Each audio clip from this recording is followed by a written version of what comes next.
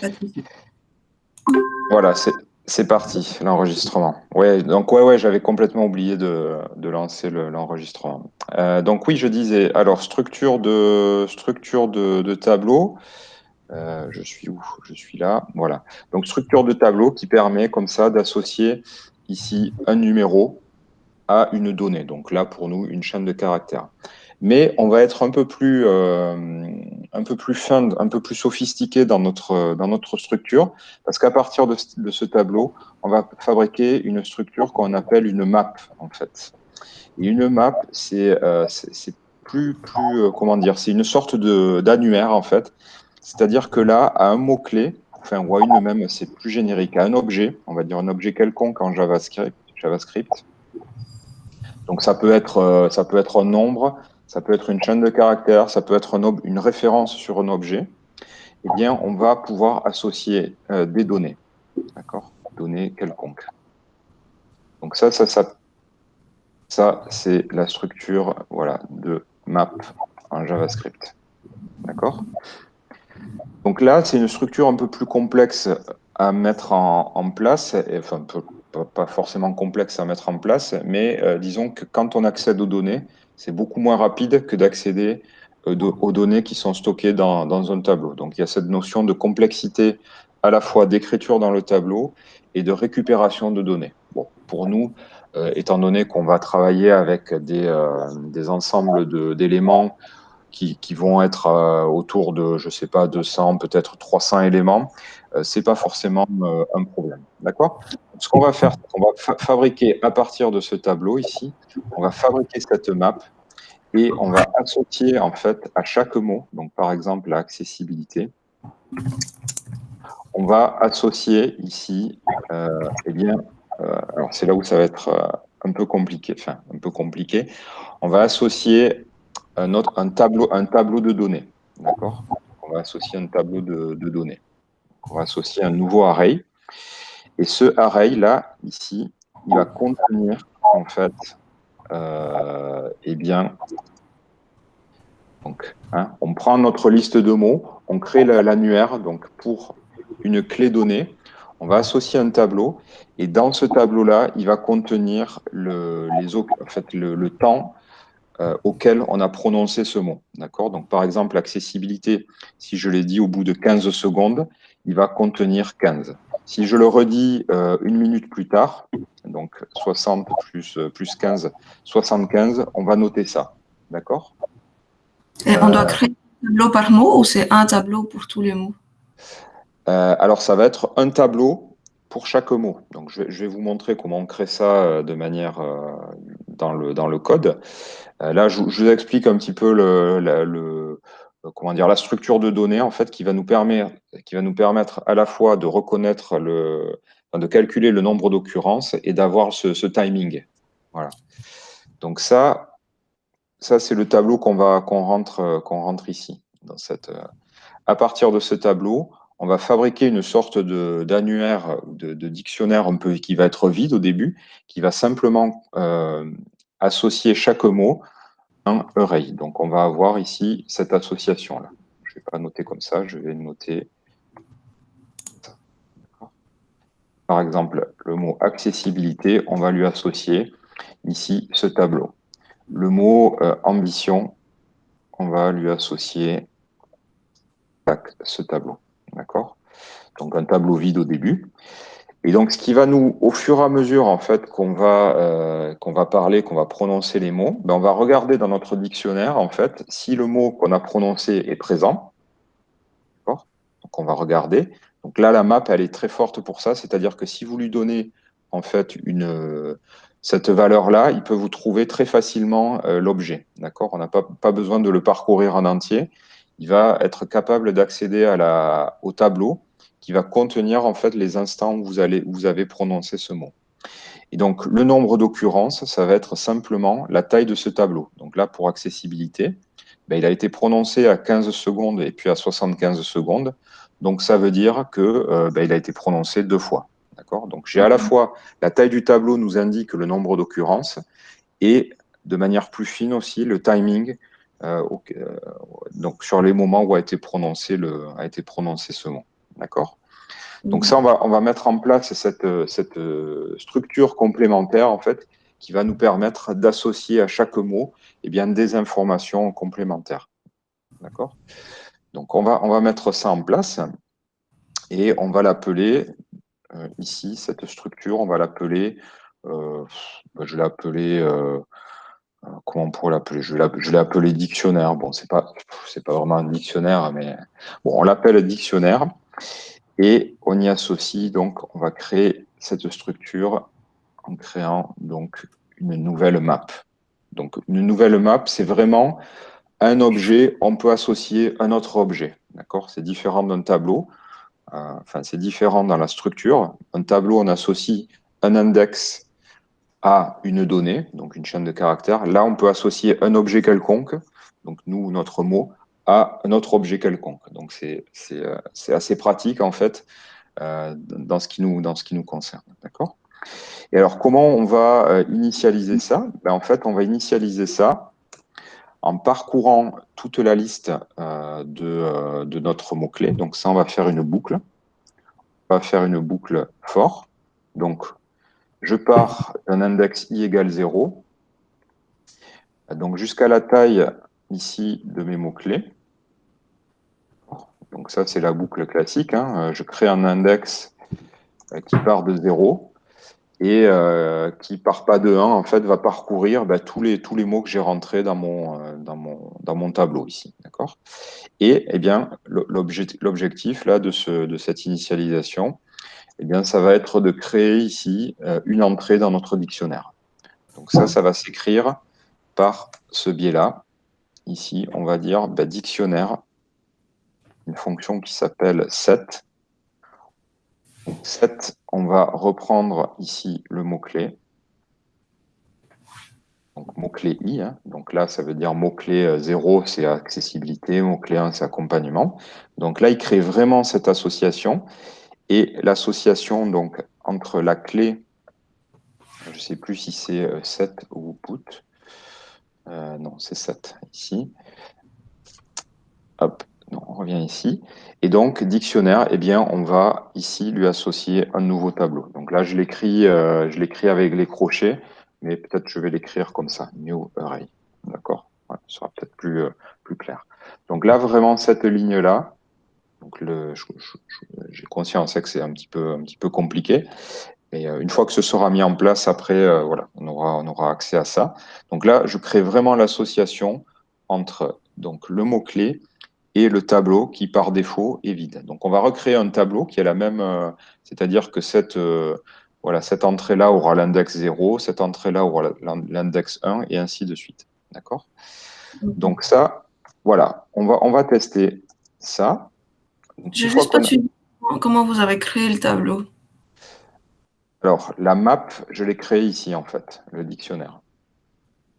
Et le tableau, je l'ai créé ici en écrivant new array. D'accord? Donc là, Ok. l'écriture, alors c'est des raccourcis, mais crochet, en fait, c'est équivalent à new array. D'accord? En fait, la petite fenêtre que vous avez à côté, c'est juste un bloc-notes. Oui, c'est juste un bloc-notes. C'est juste Ah, pour ok. vous, voilà, pour vous expliquer ce que je fais en fait en même temps. J'ai pas Ok. de, Je pensais que c'était ça le tableau, c'est pour ça que je comprenais pas. Ah non, non, non, pas du tout. Non, non, c'est vraiment pour vous montrer en fait à quoi correspondent les écritures. Donc ça, c'est quand j'écris ici mot-clé égale crochet, c'est vraiment, il faut se représenter ça comme une sorte de tableau où il associe un index à un mot, d'accord, ou à une donnée. Et par contre, la map, c'est vraiment, on associe une donnée à une autre donnée. 15,75, c'est quoi? Alors ça, on va noter en fait les timings en secondes au moment où les mots sont prononcés, d'accord? On va remplir notre tableau avec ces timings. Voilà. Et donc la taille de ce tableau nous donnera le nombre d'occurrences en fait. Voilà, tout simplement. Donc ça, le nombre, on n'a pas besoin de le noter puisqu'il est implicitement donné par la taille du tableau qu'on remplit avec le timing. Okay. Donc là, alors, on a créé à partir de notre mot-clé, on a créé, alors, Donc, je lance le programme. OK, il n'y a pas de bug, ça affiche rien, c'est normal. Mais derrière, on a créé ces deux structures. Donc, ce tableau et donc là, ce tableau qui est pour nous, qui s'appelle mots-clés. Et ici, cette map qui s'appelle donc dictionnaire pour nous. OK. Donc, on a ces deux structures et on peut imaginer, donc si on extrapole, on peut imaginer que ce tableau-là serait créé automatiquement donc, par notre petit robot de scrapping. D'accord? Donc ça, on pourrait, dans le flux de data, dire avant que l'appli commence, on remplit ce tableau automatiquement.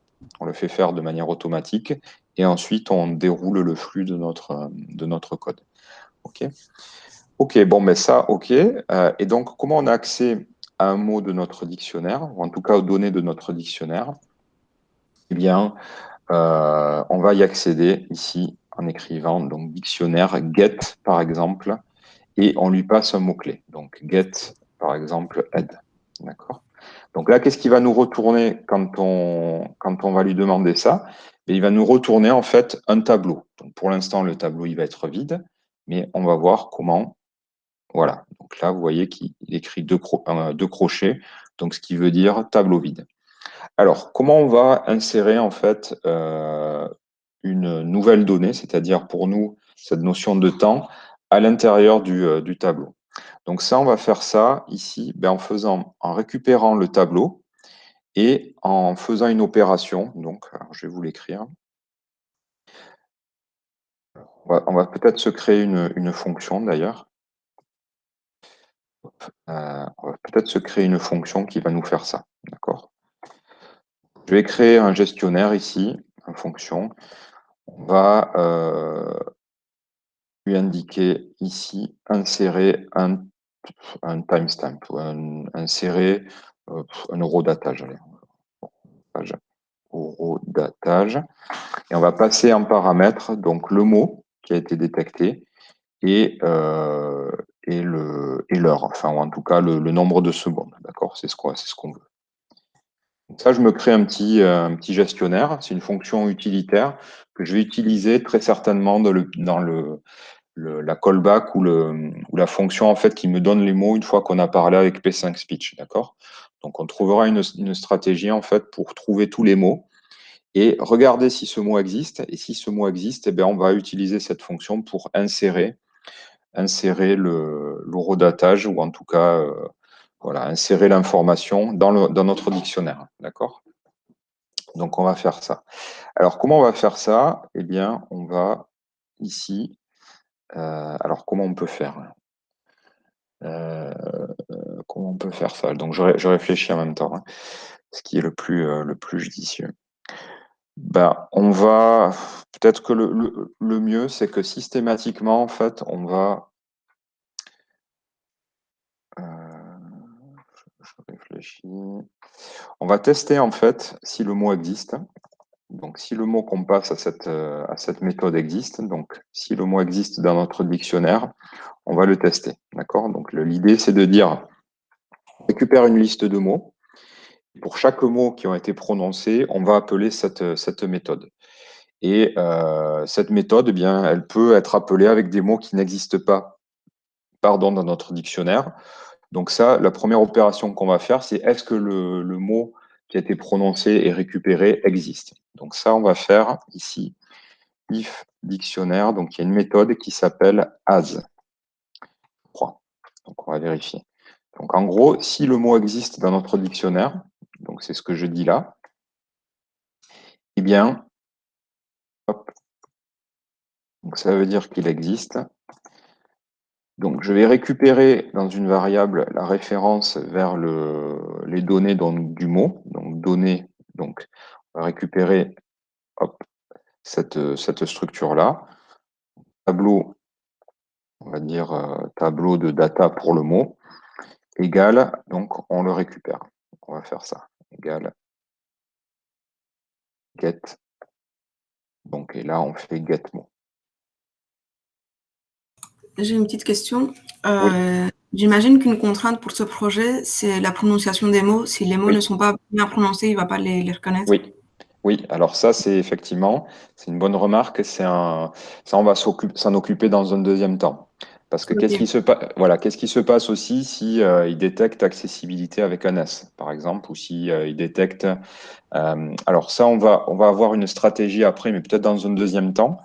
Il y a une librairie en fait qui s'appelle Rita.js et qui permet justement en fait de comment dire dans un ensemble de mots de considérer que deux mots sont équivalents en fait. Donc par exemple Mhm. aide au singulier et aide au pluriel, bah, en fait c'est le même mot. D'accord. Mhm. Donc nous là pour l'instant on considère pas ce problème, mais voilà il existe et il faudra en tenir compte et on va par l'expérience voir ce que détecte P5 Speech. D'accord. Et si on voit que pour deux mots prononcés de manière identique, il détecte, mais ça m'étonnerait, mais bon, peut-être il détecte deux versions du mot, eh bien, Mhm. il faudra qu'on prenne des mesures, voilà, pour traiter ça.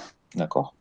Et donc ça, il y a des librairies. Donc c'est une librairie qui s'appelle, je ne sais plus si je vous l'avais montré l'autre jour, qui s'appelle Rita.js. C'est le nom un petit peu bizarre. Alors, ouais, je pense que c'est peut-être ce lien-là. Rita website, voilà. Et elle permet, c'est une librairie en fait qui permet de faire de l'analyse de texte. Je pense que je vous en avais parlé Oui, oui, le cours précédent, oui. hein. Ouais, voilà. Ouais, donc elle est assez forte pour justement pour détecter ce genre ou traiter ce genre de cas. Voilà. Donc tutorial, je sais plus s'il y avait un tutorial. Analyzing text. Euh, phonème. Donc il y a les phonèmes. Stresses, donc ça c'est plutôt pour la prononciation. Part of speech, non, c'est pas ça. Alors, je sais plus où j'avais vu ça. Bon, en tout cas, on va s'en occuper peut-être dans un. Ah oui, voilà, transformation, plural singular. Voilà. Donc, il permet de transformer les voilà, un singulier en pluriel et vice-versa. Et je suppose voilà, qu'il y a l'opération en fait qui lui permet de, voilà, de considérer que Apple et Apples, c'est le même mot. D'accord? Donc ça, bon, c'est un problème à considérer, mais peut-être il est, voilà, c'est un problème de raffinement de notre algorithme. Alors, donc, on va retourner là. Donc, OK. Donc là, on a cette fonction qui nous permet d'insérer une data d'horodatage pour un mot particulier. Donc la première opération, c'est de tester si le mot existe bien. Si le mot existe bien, on récupère donc ce tableau-là et on va insérer une donnée. Donc, ça se fait par une méthode sur le tableau data, qui s'appelle push. D'accord? Donc, push sur un tableau, ça permet simplement ici de rajouter un élément. Donc, là, si on fait push, par exemple, j'en sais rien, 123, eh bien, notre tableau va être augmenté d'un élément. D'accord? Donc, on augmente à la fois le nombre d'occurrences et on a cette information en plus. D'accord? Donc, on fait push du nombre de secondes. Ça, c'est pas mal. Alors, monter, hop. Donc, je teste ça pour voir si j'ai pas écrit de bêtises, si j'ai pas d'erreur dans la console. Non. Donc, en général, quand on écrit comme ça un gestionnaire, avant de le tester en situation, on va dire, réelle, c'est-à-dire de l'insérer dans un flux de données, ben on va tester notre fonction, tout simplement. Donc, on va la tester ici, on va l'appeler explicitement. Donc, on va insérer au rodatage ici pour, par exemple, le mot aide. Donc, ça, elle va vraiment s'écrire comme ça et on va, ben, tiens, par exemple, tiens, on va faire ça. Ici, au lieu de, bon, je peux l'écrire ici, ça peut être aide. Et on va insérer, par exemple, donc 50. D'accord. Donc, insérer vraiment un horodatage, ça va être ça. On peut faire plusieurs tests, hein. On peut voilà, faire ici 1, 4, 5 et ça peut être 2300, par exemple. Donc, vous voyez l'utilisation de cette fonction. Donc, qu'est-ce qui va se passer? Eh bien, en fait, donc, il va regarder si le mot existe bien. Mais ça, il existe bien puisqu'on l'a dans notre liste de mots et qu'il a été positionné comme clé notre dictionnaire. Donc ça existe bien. Et eh bien, je pousse cette data à l'intérieur du tableau. Okay. Donc, on peut ici être plus précis et indiquer dans la console ici. Donc, le else, ça veut dire que le mot n'existe pas. Donc, Excusez-moi, monsieur. oui. Je fais partie d'une autre équipe et je voulais savoir si en fait vous allez passer équipe par équipe ce Oui, matin. oui, c'est Est-ce ça. que, est-ce que on peut se mettre dans une autre réunion et continuer nos travaux pour vous présenter tout Oui, à l'heure bien sûr, oui, les oui, bien autres sûr. équipes? D'accord, ok. Oui, oui, pas de problème, hein. Peut-être simplement garder peut-être une oreille si je vous appelle ou si je voilà, si je vous fais signe pour vous dire qu'on va travailler sur votre projet, sur le projet.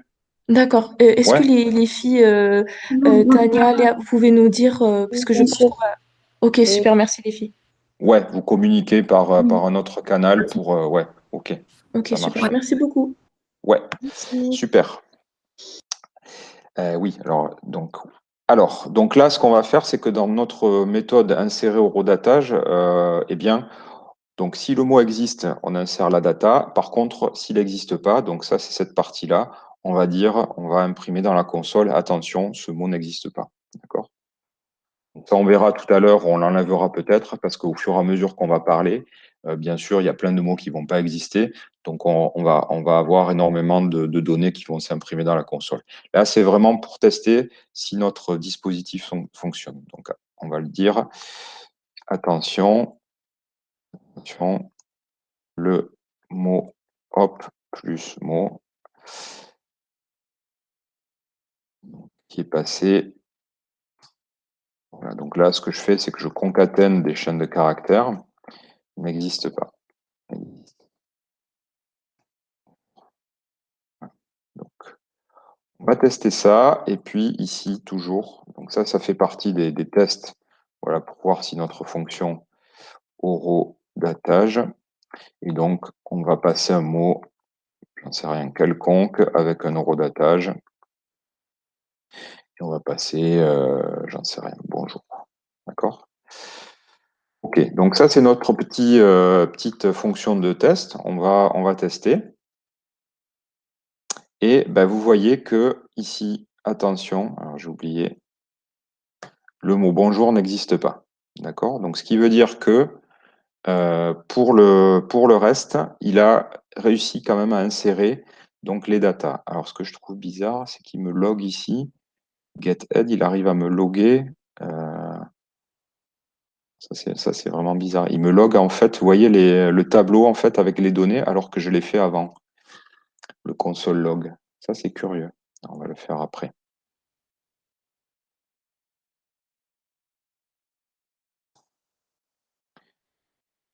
Donc, il me le fait après. Alors ça, je comprends pas qu'il l'ait fait. Alors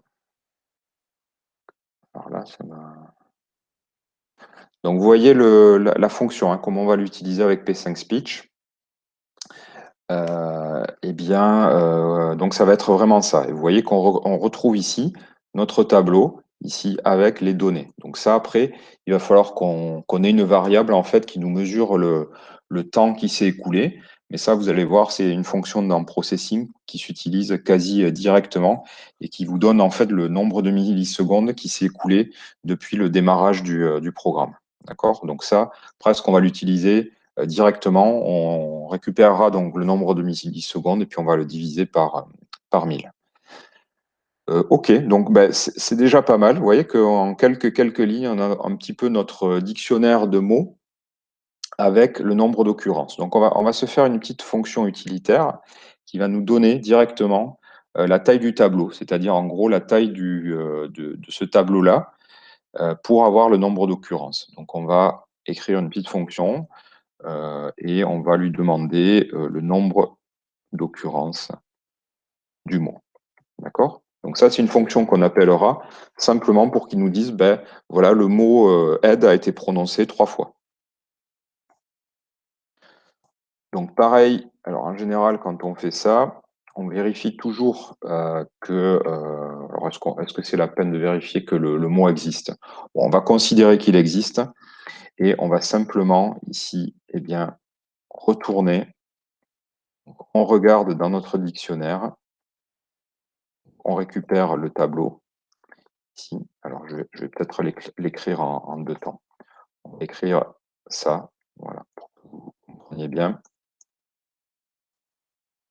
Let tableau data égale get mot, ok. Voilà, donc ça, c'est exactement la même démarche que ici. Quand on insère un mot, on récupère donc ce tableau-là et on insère une donnée. Là, on va plutôt être dans l'autre sens. On récupère ce tableau-là et on va lire une donnée spécifique à ce tableau qui va être, donc, on va retourner la taille du tableau. D'accord? Donc, on va faire, quand on manipule un tableau, on a accès à cette donnée. Tableau.length, en fait, pour un tableau comme ça, ben, ça nous donnerait 3. D'accord? Vraiment la taille, le nombre d'éléments qui est contenu dans ce tableau. Bon, ben, on va essayer ça aussi. Donc, on va faire un console.log de nombre d'occurrences, par exemple, de head. D'accord? Et on va faire pareil. On va tester sur un autre mot. Donc, on va. Alors, est-ce que je l'ai ce mot? Ambition, ouais, on va tester ambition. D'accord? Donc, on devrait se retrouver. Oula. On devrait se retrouver ici avec donc ça. Le nombre d'occurrences du mot aide, bah, ça va être 3. Donc là, vous voyez, quand je déplie le tableau, on a vraiment cette association ici. Et un nombre d'occurrences d'ambition, bah, ça devrait être 0, puisqu'on n'a pas utilisé. Voilà.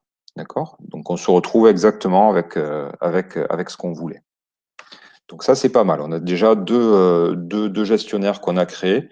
Donc insérer un timing pour un mot donné et récupérer pour un mot donné son nombre d'occurrences. Donc déjà, on a cette notion de temps et cette notion d'occurrence. Donc ça, c'est plutôt bien. Alors je vais mettre des commentaires là pour séparer. Donc j'aime bien faire ça quand je développe. Voilà, pour séparer les gestionnaires ici. En général, ce que je fais, c'est ça. Des petits commentaires. Donc, pour séparer le setup, le gestionnaire ici, donc insérer au redatage, et la fonction draw. Alors, je vais remonter juste la fonction draw en fait pour la placer sous le setup. Ça permet d'avoir setup draw et puis nos gestionnaires à nous. Ok, super. Bon, ben, on est déjà pas mal. Donc maintenant, ce qu'on va faire, c'est qu'on va eh bien, intégrer la partie P5 Speech. Donc, on a vu l'autre jour. Donc, pour ça, ben, je vais. Tiens, alors oui, pardon, j'ai pas vu dans le chat. Ah si, ouais, non, c'est bon. Donc, ce qu'on va faire, c'est qu'on va ici ben, aller récupérer ce qu'on a vu hier ou avant-hier. Donc, je vais me charger le sketch ici, collection. J'espère que je les ai bien classés. Je pense que oui. Donc, Mac 3 et 12. Alors, oui, bah, je peux reprendre, je pense, celle-ci, P5 Speech directement. Ouais, voilà, c'est une version simplifiée. Donc, vous voyez, bah, là, ce que je fais, alors, ce que je fais très souvent, moi, quand je développe comme ça avec Processing, c'est que je reprends vraiment des bouts de code et voilà, comme des briques, et je les intègre. Donc là, bah, je vais ici reprendre ma variable. Hop. Donc, je vais peut-être la créer juste après dictionnaire. Donc ça, c'est l'objet en fait qui va être vraiment associé au réseau ou en tout cas au service qui va pouvoir nous détecter en fait les mots. Donc dans le setup, ben, je reprends ça. Là, je copie-colle. Donc j'y vais. Alors où est-ce que je vais le faire? Ben, je vais peut-être, donc dans la logique, c'est d'abord créer notre dictionnaire. Une fois que notre dictionnaire est établi, eh bien, on va créer cet objet. Donc on va le créer ici. Donc OK, en français, got results.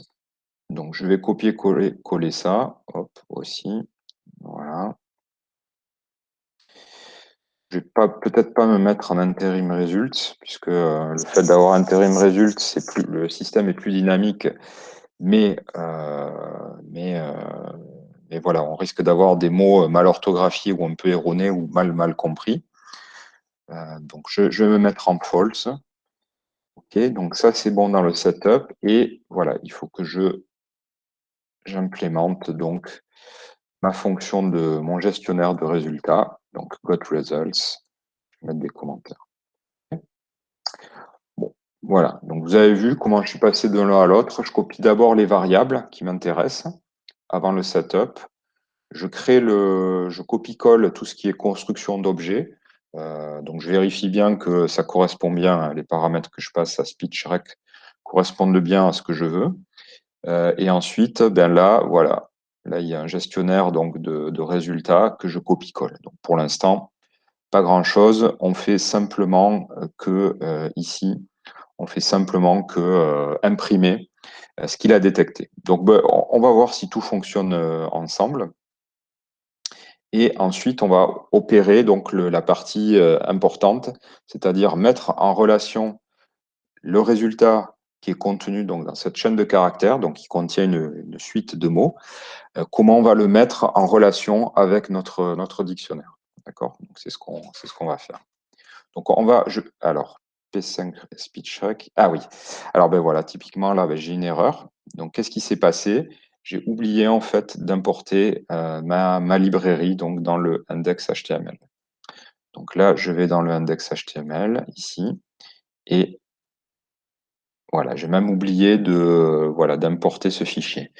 Alors, il faut que je l'importe. Donc, je vais l'importer. Alors, je ne sais plus où je l'ai mis. J'ai fait un vague rangement sur mon PC. Donc, je crois que j'ai tout mis sous le tapis dans temp2. Est-ce que j'ai P5 Speech? Ouais, voilà, il est là. Donc, je vais l'importer dans mon sketch ici. Donc, je vais faire upload file et je vais prendre ça.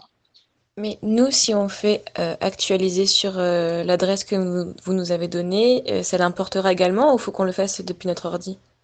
Non, normalement, si vous actualisez en fait la page de cette adresse-là, normalement, vous allez voir toutes les modifications en temps réel, hein. Il y est là, c'est bon. Ouais, voilà, il y est. Donc voilà. Ce que vous pourrez faire après, c'est faire un duplicate de ce sketch. Vous allez pouvoir faire duplicate et donc vous aurez sur votre compte le sketch et vous allez pouvoir le tester. D'accord? D'accord. Voilà. Donc là, c'est la petite opération à faire que j'avais oubliée et il faut que je reporte donc dans index HTML. Alors, je vais virer ça parce que ça ne nous sert pas, tout ce qui est son. Et j'intègre, voilà, donc le script P5. OK, donc là, ça doit être bon. Donc, vous voyez que c'est pas mal de vérifier au fur et à mesure. Et je relance. Alors, stop, mon sketch. Et normalement, voilà. Donc là, c'est bon. Et au fur et à mesure que je vais parler, normalement, il devrait y avoir ici, alors je ne sais plus l'autre jour si ça fonctionnait bien, ça. Mais ça n'a pas l'air de fonctionner. Ça n'a pas l'air de fonctionner. Normalement, je devrais avoir ici le texte qui s'affiche. Alors, est-ce que j'ai bien? Oui, console log, got results. Alors, est-ce qu'il prend bien en compte le micro?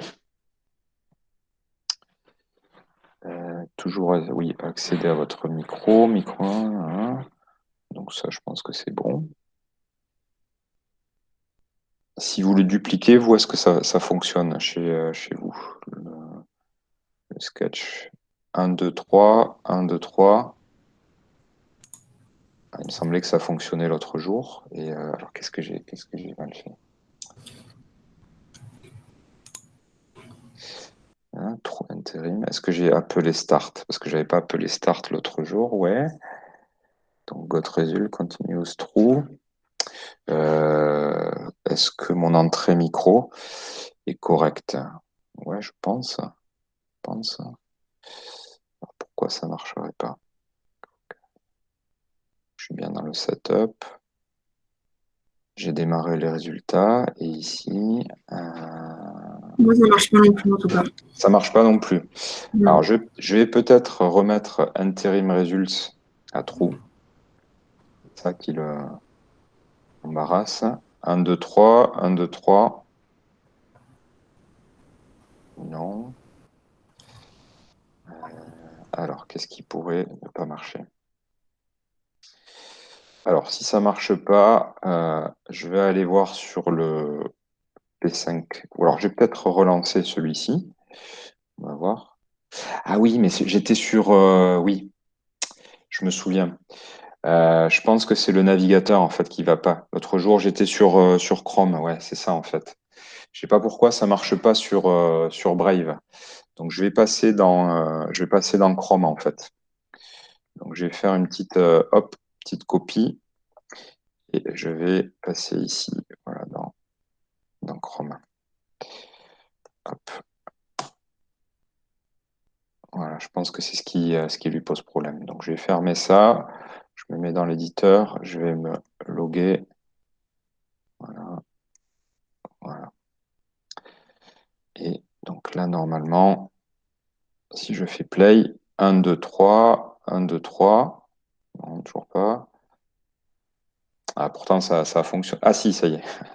Un peu de temps. Oui, donc c'est lié au navigateur. Donc prenez, pour tester, prenez Chrome. Je pense il fonctionne mieux, en tout cas que l'autre navigateur que j'utilise, moi, Brave. Euh, donc là, je vais attendre un peu, je vais faire une pause. Oui, voilà. Donc là, vous voyez que je récupère en fait une chaîne de caractères, donc une phrase avec tous les mots. D'accord? Donc interim results, si on le passait à true, je pense que ça permettrait d'avoir une détection beaucoup plus rapide. Bon, là pour nous, c'est pas forcément très très dommageable. On pourrait essayer avec true. Bon, pour l'instant, on va essayer dans ce mode-là. D'accord? Donc, il faut faire une pause. Ouais, voilà. Donc là, on a passé, ouais, pas forcément très très dommageable. On pourrait essayer avec trou. Ouais, donc c'est plutôt trou comme ça. Euh, mais ça, c'est intéressant aussi sur le côté. J'étais en train de me dire, c'est vrai qu'on a beaucoup d'anglicisme en fait quand on parle. Donc, est-ce qu'avec ce paramètre-là, est-ce qu'il va être capable par exemple, de détecter des mots comme brainstorming? Ce serait intéressant de faire un test, un test. Alors bon, ça fonctionne. Donc là, qu'est-ce qu'on va faire maintenant? Eh bien, on va travailler dans cette méthode-là, ici, getResults. Donc on a notre chaîne de caractères ici. Vous voyez que ça prend cette forme. Donc c'est une chaîne de caractères. Et ce qu'on va faire, c'est qu'on va éclater en fait cette chaîne de caractères en un tableau de mots. D'accord? Donc, ce qu'on va faire, c'est qu'on va prendre la chaîne. Donc, vous avez vu, les mots sont séparés principalement, on va dire, allez, par des espaces. Donc, pareil, on affinera après.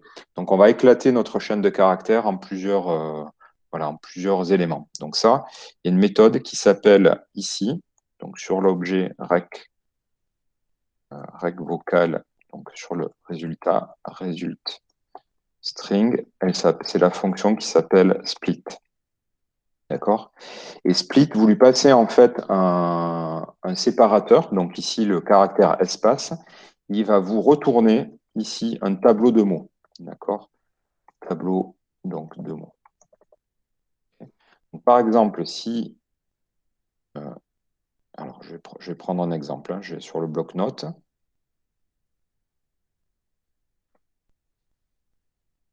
Je vais revenir sur le bloc-notes ici. Donc voilà, imaginons que dans ici, result string, on ait ce résultat. D'accord? On a ce résultat qui nous est fourni.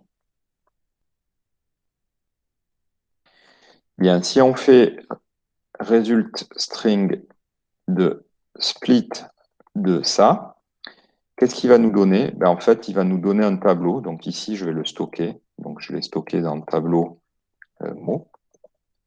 Bien, tableau mot, en fait, ça va être un tableau qui va contenir ici. Donc ça va être un tableau. Donc, pareil que tout à l'heure, hein, même structure, un tableau indexé qui va contenir là. Deuxième mot, ça va être fonction. Troisième mot, ça va être qui. Ici, donc vous avez compris. D'accord? Donc, ce que fait split, c'est vraiment ça. Puis tiens, on aurait split ici à la fin. Donc, on récupère un tableau, mais pareil, qui est indexé. Donc, le mot 0, pour lui, ce sera ça. Le mot 1, ce sera ça, ainsi de suite. Bon, ben, ce qu'on va faire, c'est qu'on va parcourir, comme on a fait pour notre liste de mots ici au début. On va parcourir, en fait, la liste et on va insérer, on va appeler notre gestionnaire insérer au rodatage. Donc, qu'est-ce qui va se produire? Chaque mot, donc, on va faire pour chaque mot de la liste, tableau mot, donc je l'écris en pseudocode, eh bien, on va appeler notre gestionnaire inséré au rodatage de mots. D'accord? Et avec donc le nombre de secondes. Donc ça, on va voir comment on peut le détecter. D'accord? Ça, par exemple, on va passer, j'en sais rien, 1025. Donc c'est ce qu'on va faire. Et donc là, vous voyez que pour chaque mot, il appellerait insérer au rodatage pour le mot qui. Bon, ben, ce mot-là n'existe pas. Donc il va vous dire, ben, attention, le mot qui n'existe pas. Donc vous voyez que pour les verbes conjugués comme ça, avec des petits, je ne sais plus comment ça s'appelle, des préfixes comme ça, ben, il y aura un petit travail aussi de recasser en fait peut-être les mots qui contiennent une apostrophe pour avoir vraiment, par exemple, l'arbre, pour lui, il considère que c'est un mot en entier, donc il faudrait recasser ça avec un split de l'apostrophe pour avoir L et arbre. Bon, toujours pareil, première approximation, on va tester ça. OK, bon, ben, on va faire ça ici. On va insérer donc ça dans notre dictionnaire, si le mot existe. Et par contre, il faut qu'on récupère donc le nombre de secondes. Donc ça, on va noter, dès qu'on appelle la fonction getResults, on va se noter ici une variable qu'on va appeler NB seconds. Et donc, on va utiliser la fonction qui s'appelle millis. Donc, millis, en fait, c'est une fonction en processing qui vous donne le nombre de millisecondes qui s'est écoulé depuis le démarrage du programme. D'accord? Donc, s'il s'est écoulé 10 secondes et que votre gestionnaire getResults est appelé, eh ben, millis vaudra 10 000. D'accord? 10 000 millisecondes. Donc, ça, on va le diviser par 1000 pour avoir notre nombre de secondes. OK? On a tout là, on a vraiment. Attends, je vais le mettre là. On a tous nos paramètres ici et donc on va faire cette opération là ici. On va faire cette opération. Donc pour chaque mot, eh bien c'est une boucle. Donc on va refaire le même processus itératif. Donc on choisit une variable i qui part de 0, qui va donc parcourir notre tableau de mots par pas de 1. D'accord, I++. Donc là, vous voyez qu'on itère non plus sur notre tableau mots-clés, mais sur le tableau de mots, donc qui résulte du split, du cassage de cette chaîne de caractères en autant de mots, en utilisant donc le séparateur espace. OK. Et donc là, eh bien, ce qu'on a mis ici, on va insérer, donc on va appeler notre fonction ici, insérer au rodatage pour le mot. Alors, le mot, comment je le récupère? Eh bien, je m'adresse en fait à l'élément numéro i de mon tableau de mots. Ici, et donc je lui passe eh bien, ce que j'ai calculé ici. Donc là, vous avez vu, Async Speech nous donne une chaîne de caractères.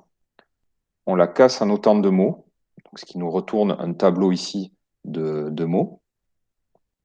Et on parcourt donc ce tableau, donc qui contient pour chaque entrée indexée un mot particulier, et on l'envoie dans notre fonction un petit peu, générique, qui nous permet, si le mot a été défini dans notre dans notre tableau de mots-clés, eh bien de rentrer cette data. D'accord?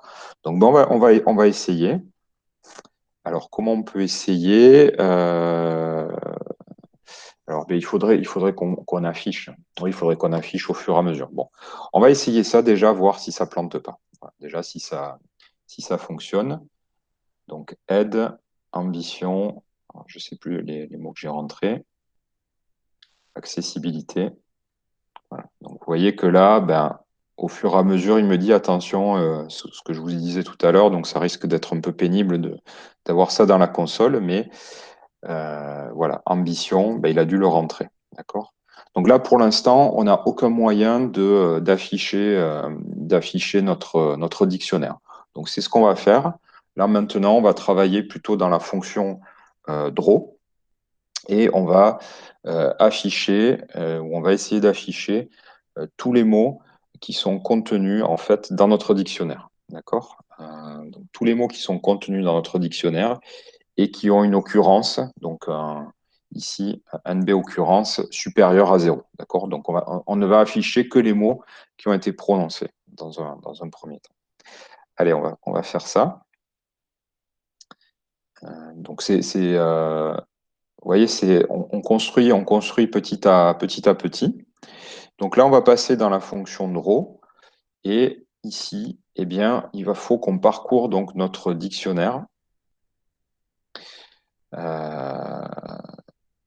avec ici,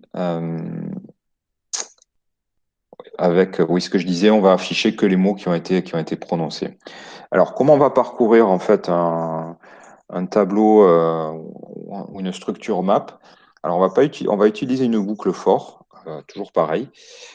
Mais vous allez voir l'écriture là un petit peu spéciale. Donc là, elle est très propre au JavaScript. Donc, on va écrire ici dictionnaire for each. Donc ça, c'est une écriture en fait qui permet de dire pour chaque entrée de mon dictionnaire, je fais exécuter une fonction. D'accord? Donc c'est un petit peu technique, mais en tout cas, voilà, on va récupérer donc, je pense, le tableau ici, et on va récupérer donc le mot. D'accord? Et on va ici. Voilà, donc ça, c'est un peu technique, je ne rentre pas dans les détails. Et ça permet de parcourir toutes les entrées du dictionnaire, d'accord? Donc là, on n'utilise pas la fonction, ou en tout cas la technique boucle for, parce que justement, on n'a pas cette notion d'index numérique, d'accord? On n'a pas cette notion ici dans cette structure, on n'a pas de notion de l'élément 0, l'élément 1, d'accord? Là, pour nous, les entrées, c'est vraiment pour nous ces mots-clés. Donc là, il y a une structure, c'est cette écriture qui nous permet ici, pour chaque entrée, d'exécuter en fait ce bloc de code. D'accord? Donc on va exécuter ce bloc de code. Et on va dire, ben, si le tableau qui est associé au mot est bien supérieur à 0, supérieur à 0, donc ça veut dire ben, qu'on a prononcé les mots, eh bien on va les dessiner. D'accord? On va les dessiner. On va les dessiner et on va utiliser la fonction de texte. Donc on va dessiner le mot. Et on va le dessiner à une position. Donc position XY, on va dire sur l'écran, donc 5 pixels par rapport à la gauche de l'écran. Et là, on va simplement mettre un Y. Donc on va dire par exemple 15. Donc on va dessiner le mot par là. Donc on va afficher le mot et on va afficher le mot, un espace et son nombre d'occurrences. Donc tableau, on va afficher tableau length. Alors donc c'est vrai qu'on a cette petite fonction qu'on s'est faite ici, qu'on pourrait utiliser là, c'est vrai. Mais bon, là, voilà, quand j'ai fabriqué ça, quand j'ai pensé ça, c'est vrai que je ne me suis pas dit qu'on pouvait faire une itération sur le tableau ici. Donc ce qu'on va faire ici, c'est qu'on va tester ça. Alors ce qui devrait se produire, ce qu'on va corriger, c'est qu'il va imprimer tous les mots à la même position. D'accord? Donc ça, c'est pas forcément très bien. C'est-à-dire que là, imaginez que j'ai deux mots dont le nombre d'occurrences est supérieur à 0, il va les imprimer exactement à la même position. Donc on va avoir une superposition. Donc ce qu'on va faire ici, c'est qu'on va se faire une variable ici, qu'on va appeler YMot, et qu'on va réinitialiser ici à 15. Et à chaque fois qu'on a détecté un mot, donc il y a une certaine occurrence, eh bien on va en quelque sorte sauter une ligne. Donc on va écrire plus égale 15. D'accord? Donc ça, pareil. Imaginez le premier mot, on le trouve, qui a une occurrence supérieure à 0, on l'affiche à la position y égale 15, et à cet y, on rajoute 15, ce qui fait que la prochaine fois, eh bien, on aura le mot ici qui va être affiché dessous. D'accord? Donc allez, bon, on va tester ça. Je pense que ça va fonctionner. Voilà. Ambition, aide, aide, ambition,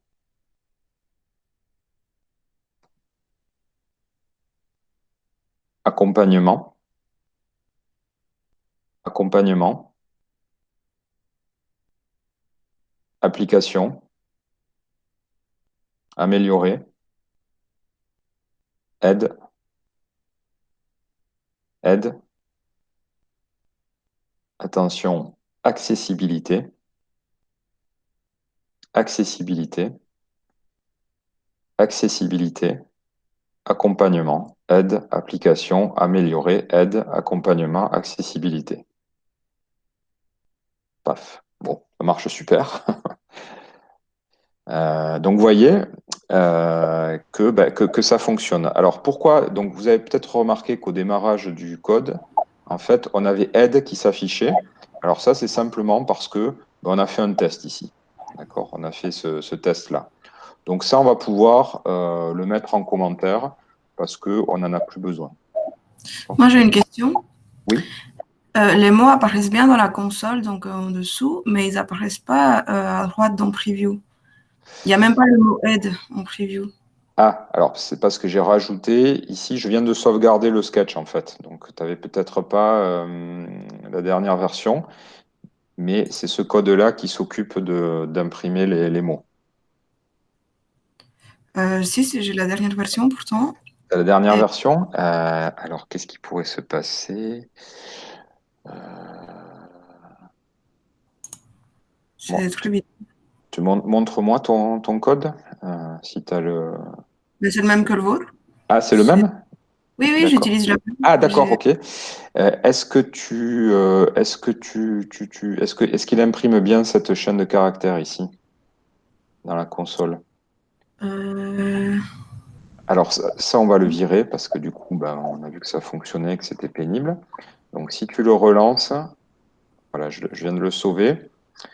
Normalement, il doit passer et t'imprimer la chaîne de caractères ici. Voilà. j'ai relancé. Est-ce que tu utilises bien Chrome? Oui, je suis bien sur Chrome. Il y a bien les mots qui apparaissent en dessous dans console, Ouais, ouais. mais donc rien à droite. T'as rien ici. Non.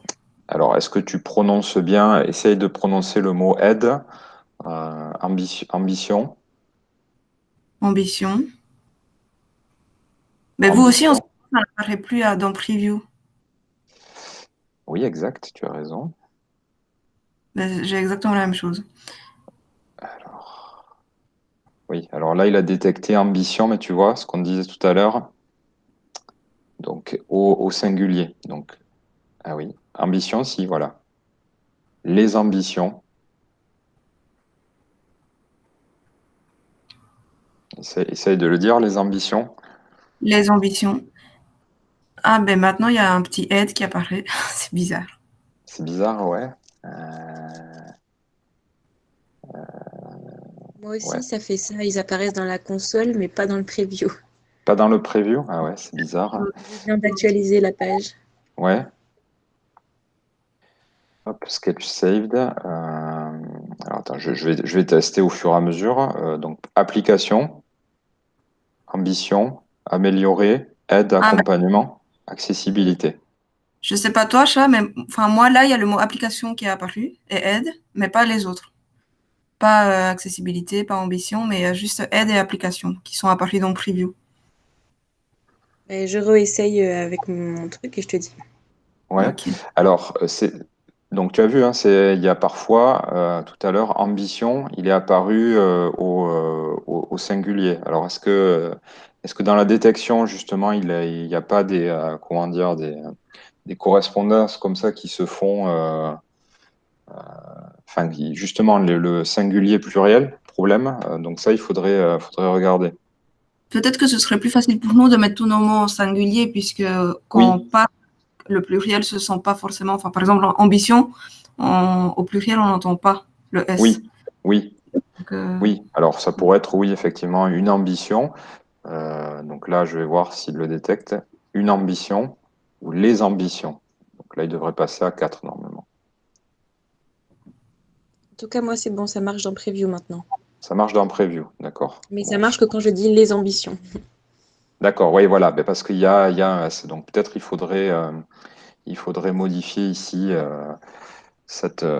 voilà, cette chaîne de caractères. Ou utiliser ou passer de l'un à l'autre. C'est-à-dire, on pourrait utiliser, je pense, rita.js on pourrait définir cette règle. C'est-à-dire qu'on pourrait considérer que tous les mots, en fait, sont au singulier. Et on pourrait utiliser donc Rita.js, comme on a vu tout à l'heure, pour lui dire, ben, mets-nous au singulier tous les mots, en fait. Donc, s'ils sont au singulier, ben, il le laisse pareil. Par contre, s'il le trouve au pluriel, il le met au singulier. Alors, est-ce qu'on pourrait essayer vite fait ça, de mettre Rita.js? Ça est-ce pourrait qu'on être doit une, par Rita pour faire ça, ou bien on peut le faire nous-mêmes manuellement? Je pense que ça se peut. Alors, vous pouvez le faire manuellement. Donc là, on peut considérer que là, c'est vraiment que les mots-clés, on va dire, au singulier. Mhm. Voilà. Par contre, s'il en détecte un ici au pluriel, l'idée, ce serait que ici, avant d'insérer l'horodatage, ici, on peut imaginer que on pourrait lui dire mets au singulier ce mot. Voilà. Donc, s'il détecte ambition avec un S, ce qui peut être possible, eh bien, on le met au singulier. Donc, ça veut dire que il va le trouver dans notre database. D'accord? Donc ça, Mhm. on va essayer, tiens, on va essayer, ça c'est intéressant de le faire avec Rita.js. Hop. Ah, mais tiens, je vois qu'il y a il y a des tutoriaux avec Dan Schiffman. Alors, on va aller sur Rita.js et Rita website. Donc, on va aller là. Alors, comment on peut l'utiliser? Comment on peut l'utiliser? Est-ce qu'on peut avoir simplement un lien vers le script? Je vais peut-être taper Rita.js. Où est-ce qu'il faut le télécharger?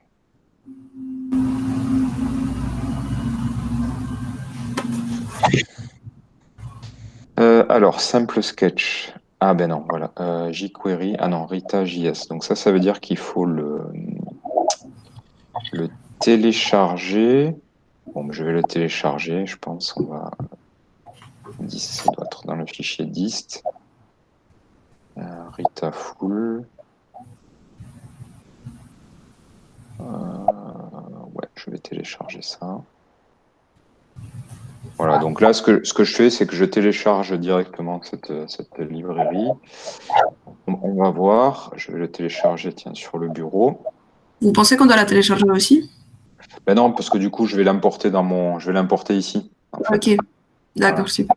Donc, vous devriez la voir, mais c'est sur le process. Voilà, j'étais directement là sur le GitHub. Et en général, quand il y a des librairies JavaScript, comme ça, donc il y a les fichiers sources. Et en général, donc c'est pas tout le temps le cas, mais il y a un dossier dist qui veut dire distribution et Mhm. qui contient en fait le fichier ou les fichiers qui peuvent être utilisés sur le web.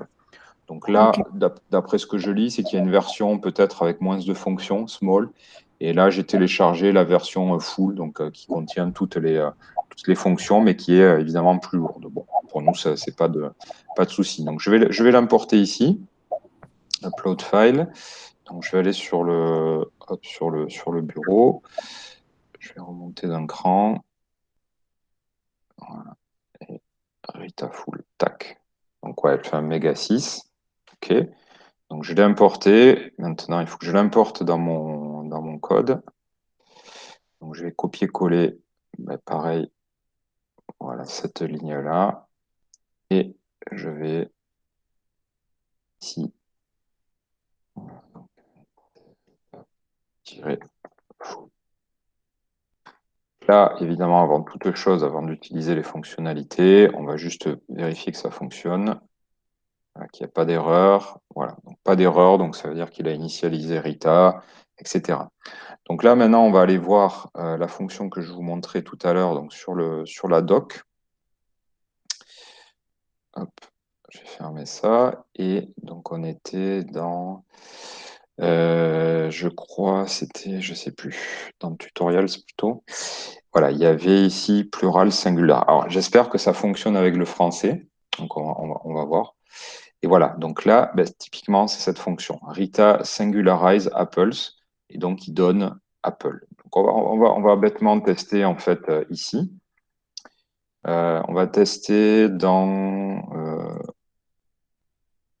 ici dans le setup. En fait, comme on a fait tout à l'heure les tests de fonction, donc ici, on va écrire Rita. Alors, on va voir si ça fonctionne.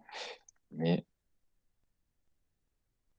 voilà, on va voir si on peut lui passer, parce que ambitions, ça peut être, voilà, ça peut être en anglais ici aussi. Je vais lancer. Oui, il faut peut-être que je le log, ça, console log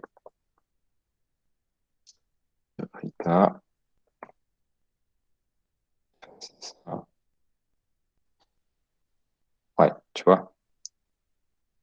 Il a bien affiché la version singulier de ce mot-là. Donc ça, c'est pas mal parce que du coup, ça veut dire que ici, dans votre liste de mots-clés, on va mettre que les versions, en tout cas pour les noms communs, que les versions singuliers. On va passer tous les mots à cette moulinette-là. Alors après, il se pose aussi le cas des verbes conjugués.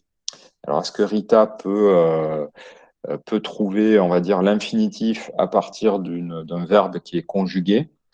Ça, il faudrait voir. Ça, il faudrait voir. Voilà. Alors, on va essayer un autre mot peut-être plus, voilà, qui n'existe pas en anglais. Donc, je sais pas, par exemple. Hop, hop. Ouais, bah, ça a l'air de marcher, super. Bon, je découvre en même temps, donc c'est génial. Donc, ce qu'on va faire, donc, c'est pour ambition, on va le mettre là, et on va utiliser donc cette fonction-là ici. Donc, quand on va insérer notre horodatage, eh ben, on va ici, alors c'est où? Ici, eh ben, on va le passer d'abord dans, voilà, cette moulinette-là. D'accord.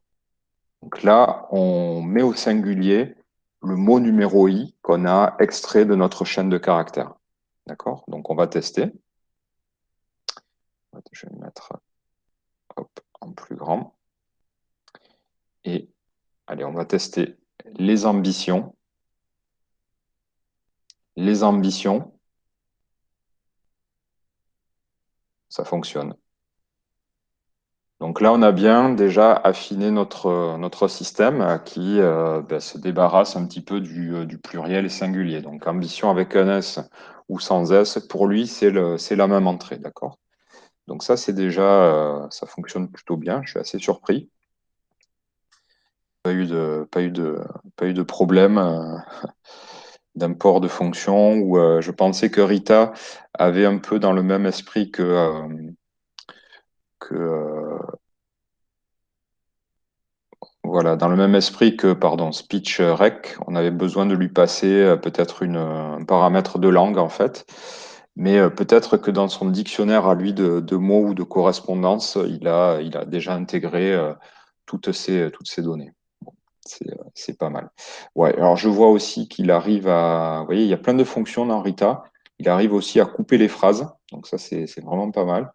Donc là, c'est un split qu'on a fait, mais beaucoup plus performant, puisque là, il vous retourne dans un tableau, en fait, et bien les phrases, en fait. Donc ça, c'est génial. Alors, je regarde. Ouais, ben voilà, on a stem aussi. Qu'est-ce que c'est stem? Il arrive aussi à conjuguer des verbes.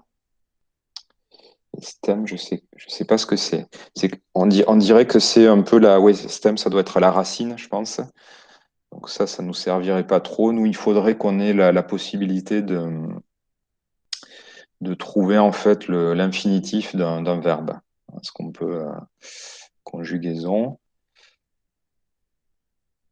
For instance, the verb to be is because it's so irregular. Ouais. D'accord. Donc on peut le conjuguer le verbe, mais est-ce qu'on peut extraire l'infinitif?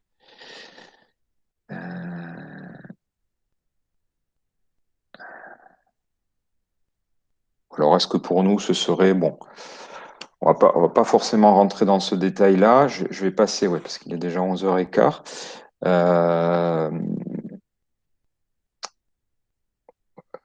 Je regarde quand même. Splitting. Ah oui, vous voyez, il y a cette fonction aussi tokenize. Est-ce qu'on ne peut pas utiliser d'ailleurs tokenize plutôt que... Je pense que cette fonction-là, elle est beaucoup plus, comment dire, beaucoup plus performante que notre méthode split, parce qu'il doit prendre en compte, à mon avis, je pense qu'il doit prendre en compte les apostrophes. Donc peut-être qu'une amélioration, tiens, on va tester ça. Je vais tester ça. On va tester par exemple, on va faire dans notre test, ici, on va faire un console log. Je vais arrêter. Un console log de donc Rita, et voilà, on va passer tokenize et on va lui passer par exemple, je disais tout à l'heure, l'arbre. On va voir s'il est capable, l'arbre qui cache la forêt. Voilà. Donc on va voir ce qui nous retourne et à mon avis, cette fonction-là, elle permet de casser les apostrophes. Donc ce serait encore plus performant pour nous. Ouais, eh ben non. Non. Voilà, je me suis trompé. En fait, elle fait exactement ce qu'on a fait, split. Ok, bon. Je pensais que voilà, elle allait être plus fine que ça. Bon. On améliorera ce split ou ce cassage de chaîne de caractères en mots en prenant en compte des apostrophes. D'accord? Alors, je regarde vite fait. Non, on n'a pas d'exemple. Alors, est-ce qu'il n'y a pas un exemple de tokenize? P5JS sur Aigu. Contexte. C'est quoi ça? P5JS.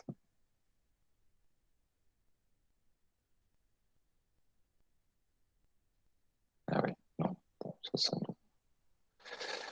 ça nous sert pas. Ok.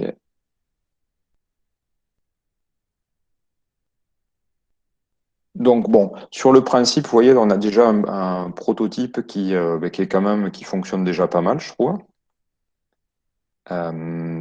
Donc peut-être vous, l'idée, ce serait vraiment là de travailler sur peut-être une représentation de ces données.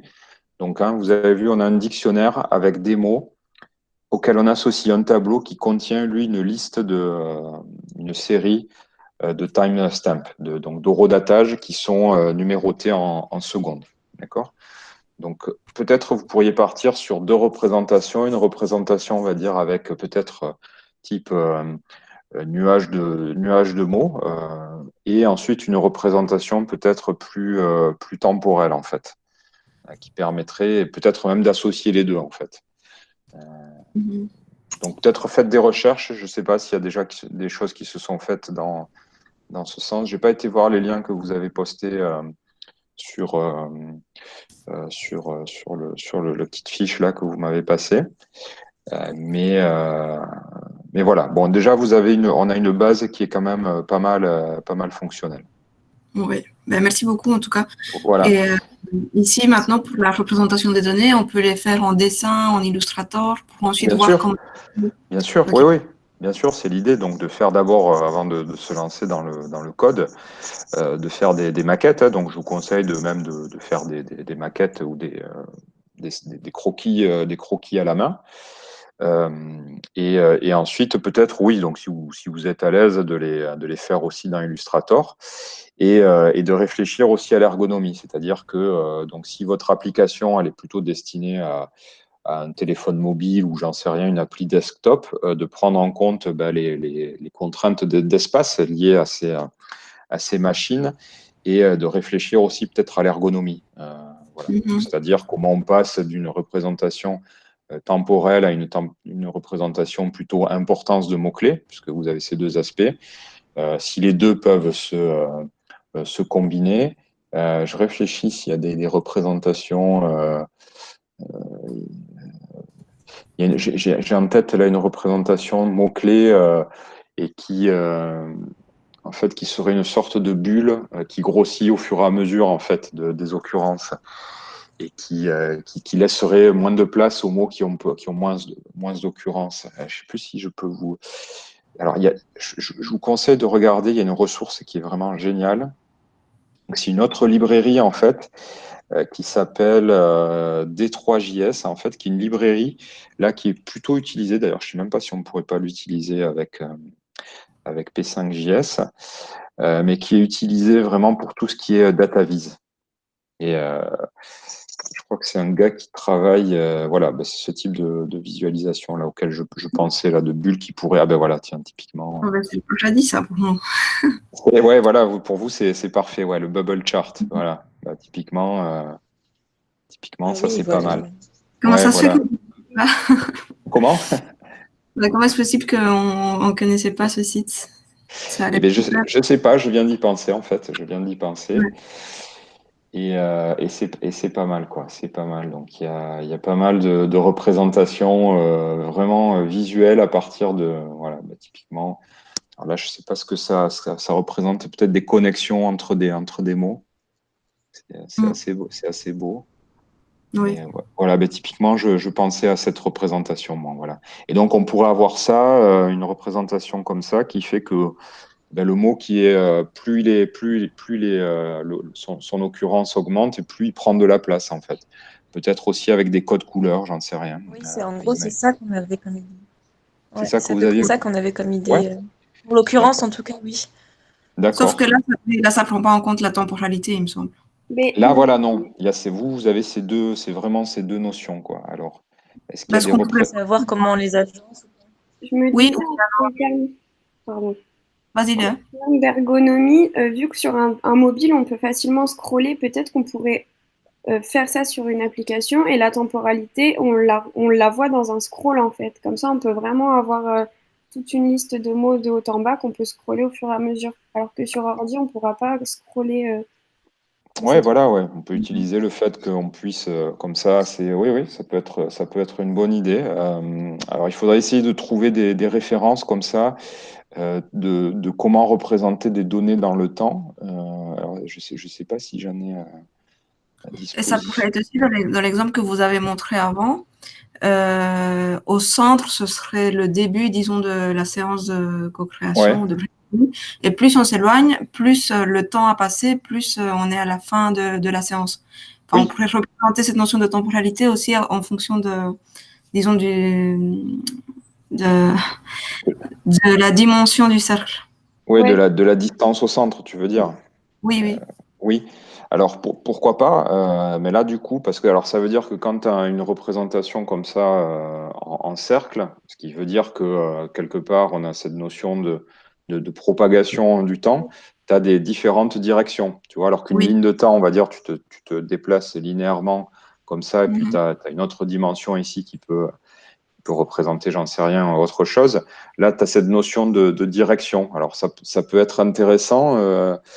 Ça pourrait être intéressant de se dire, voilà, on peut définir des directions en fait, comment dire, particulières, et on voit où évolue la discussion au cours du temps. Tu vois, ça pourrait faire, je sais pas. Enfin, il y a cette notion-là voilà, pour une distance donnée, disons que tu as, un cercle qui se dessine en fait. Voilà. Oui. Alors, je regarde, hein, mais je pense que il y a pas mal de représentations intéressantes à partir de ça. Je sais pas ce que c'est ça, mais ouais, c'est vachement bien. J'aurais dû y penser peut-être plus tôt. C'est vraiment super. Ouais, ouais, c'est un excellent site. Et alors, je crois que le gars en fait qui fait ça, il bosse au New York Times. Il fait en fait voilà. Mike, voilà, c'est lui, c'est Mike Bostock. Et en fait, il bosse et il fait que des visualisations assez géniales en fait sur tout un tas de data. Bon, je vois que les dernières datent de 2015, donc peut-être qu'il y bosse plus, mais Et nous aussi, on est amené à souvent faire des data visualisations, des schémas, etc. Donc, ça peut vraiment nous servir d'inspiration, même oui, pour d'autres projets. oui. Mais même je me dis que pour les cours, ça peut être bien de travailler directement avec cette librairie D3JS, quoi, qui ressemble sur la logique vraiment à ce qu'on fait avec Processing, mais là qui est vraiment orienté data viz, quoi. Oui, voilà, voir comment nous on peut l'intégrer en fonction de vraiment ce qu'on veut. Ouais, ouais, carrément. Et je suis en train de me dire, je sais pas si je pense pas que ça fonctionne avec P5JS. Non, c'est plutôt des comparaisons. Ah, using D3JS utilities. Ah, il y a quelqu'un, bon, forcément, il y a quelqu'un qui s'y intéressait. P5JS. Voilà, dit. Ah ouais, non. Ouais, voilà. Donc, c'est deux librairies. Oui, ça utilise vraiment deux univers différents. Mais bon, nous, on est dans P5JS, mais on peut vous pouvez vous inspirer, en tout cas, essayer de trouver, déjà de faire une petite revue des data viz ici. Et de voir donc en fonction vous d'imaginer une interface qui permette, voilà, comme on l'a indiqué, qui permet de passer de l'un à l'autre, en tout cas du temporel on va dire au currentiel, je sais pas si ça existe. Voilà. Ouais, time, ce qu'il y a, si on cherche time. Des représentations, non. Ah si. Real time.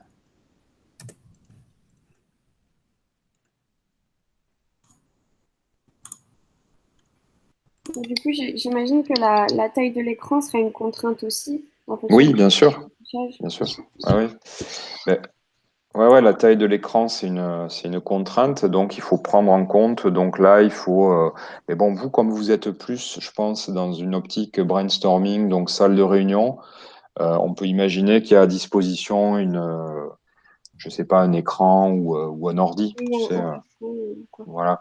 Donc Oui, voilà, j'imagine peut-être que c'est plus vous dans ce cadre-là, donc avoir vraiment une visualisation où vous êtes assez à l'aise en fait sur les dimensions, quoi, où vous n'êtes pas restreint peut-être sur un portable.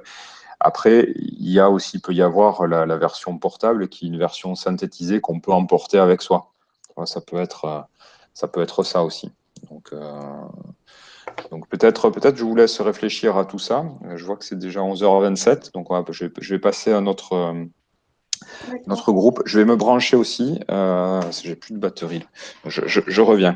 Je sais pas vous. Alors pour le prochain groupe. J'ai une toute petite dernière Oui. question. Est-ce que vous pensez qu'on doit commencer par coder tous les mots du dictionnaire dans ce que vous nous avez donné? Non. On laisse Là, pour l'instant, on a un prototype qui fonctionne avec quelques mots. Donc, ça va marcher avec 200 ou 300 mots. Ça, je ne me fais pas trop de soucis. Là, plutôt, je pense que plutôt concentrez-vous sur l'interface. Voilà, le scénario vous êtes en réunion, qu'est-ce que vous visualisez et comment ça va vous aider, en fait, dans votre organisation de réunion. D'accord. Voilà, c'est plus ça. Après, là, la technique, on voit que ça fonctionne. Et dans un deuxième temps, on pourra essayer de voilà, essayer de coder peut-être une des deux visualisations, voilà, je pense. D'accord? Ok. Ben, merci Voilà. beaucoup. Ouais, mais à tout à l'heure, sûrement. Ben, le prochain groupe, alors juste, je prends 2 minutes pour boire un coup et puis brancher mon ordi. Là, j'ai plus de batterie, donc je vous rejoins dans 5 minutes. Si le prochain groupe, vous pouvez voilà, vous manifester, donc j'arrive dans 5 minutes. OK? C'est qui le prochain groupe pour les prévenir? Je sais pas. Ok, ben on va prendre la place et... Oui, voilà, vous me dites, et puis dans le chat, et puis j'arrive, je vais chercher ma batterie. Juste les filles, Merci est-ce que Oui. Tania, Oui. Léa, est-ce que vous arrivez à enregistrer ce sketch Oui. sur votre ordi? Oui. Vous Oui, n'arrivez moi. pas à l'enregistrer? Tu dois mettre duplicate, chat, pour pouvoir l'enregistrer. Oui, c'est ici. C'est mets dans d'abord- File? Oui, dans File, duplicate. Et une fois que c'est duplicate, tu peux l'enregistrer. Alors moi, dans File, j'ai juste Share, Donald et exemple. J'ai pas Duplicate. Ah, il faut que tu te connectes, en fait. Oui. Ah oui, c'est vrai. Ouais, Ok. voilà, parce que sinon, tu peux pas dupliquer un sketch si t'es pas connecté. Voilà, c'est une Ok, restriction. donc Duplicate. Super. Voilà. Merci beaucoup, en tout cas.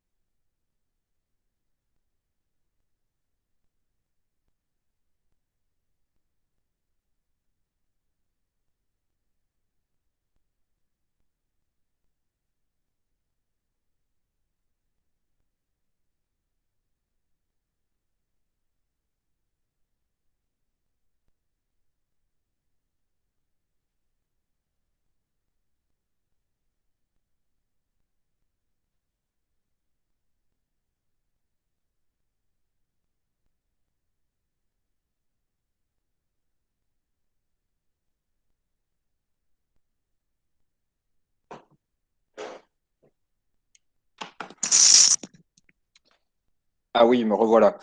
Ah oui, alors j'ai vu que Stéphanie m'a envoyé un message. Bon, mais on a une petite demi-heure là avant de reprendre à 13h30. Donc pour le groupe suivant, je suis tout oui. Ok. Alors, C'est le groupe, du coup, Ingrid, Inès, Chloé et Anouche. d'accord, donc C'est le le groupe groupe bibliothèque. des bibliothèques, ok, super. Bibliothèque enfant dessin. Yes, ok, hashtag dessin, hashtag enfant. C'est ça. Ouais. Ouais, alors j'ai regardé l'autre soir là, quand on s'est quitté, c'était quand déjà? J'ai l'impression que c'était il y a Mais c'était la c'était semaine dernière. c'était la semaine dernière? On s'est pas non, on s'est pas vu Non, lundi. c'était pas la semaine dernière, c'était lundi. C'était Non, mais lundi, voilà. Ouais, ouais, Oui, non, c'est lundi. c'était lundi. Alors ouais, j'ai trouvé en fait j'ai trouvé une référence qui pourrait peut-être nous aider. Alors je vais ouvrir une autre fenêtre, tiens. Et est-ce que je l'ai noté? Ben non, je l'ai pas noté, donc il va falloir que je la retrouve. Mais c'est une librairie en fait qui s'appelle, qui est très connue dans le domaine de tout ce qui est analyse vidéo, computer vision, qui s'appelle OpenCV. Donc c'est devenu vraiment un standard pour faire tout ce qui est filtre sur des images, détection de blobs. Donc c'est pas basé sur de l'intelligence artificielle, c'est vraiment là basé sur des méthodes analytiques, c'est-à-dire on va être capable de détecter des zones contrastées, détecter aussi ce qu'on appelle du mouvement si on est sur une vidéo, donc tout ce qui est flow, optical flow, voilà, de savoir de combien se sont déplacés un groupe de pixels, etc. Et donc, je me suis dit, est-ce qu'il n'y a pas cette librairie qui existe avec P5JS? Et ben, j'ai trouvé une référence. Hein, ben voilà, c'est cette référence que j'ai trouvée et qui a été ben, notamment adaptée pour P5JS avec, je crois, l'équipe de ML5JS. Voilà. Donc, vous voyez, c'est des librairies. Alors voilà, bah, typiquement, là, par exemple, elle permet de détecter en fait le pixel ou la zone la plus claire sur une image. Voilà. Donc ça permet de faire des choses comme ça, de travailler vraiment sur tout ce qui est colorimétrie, contraste, donc par le biais voilà, de filtrer l'image.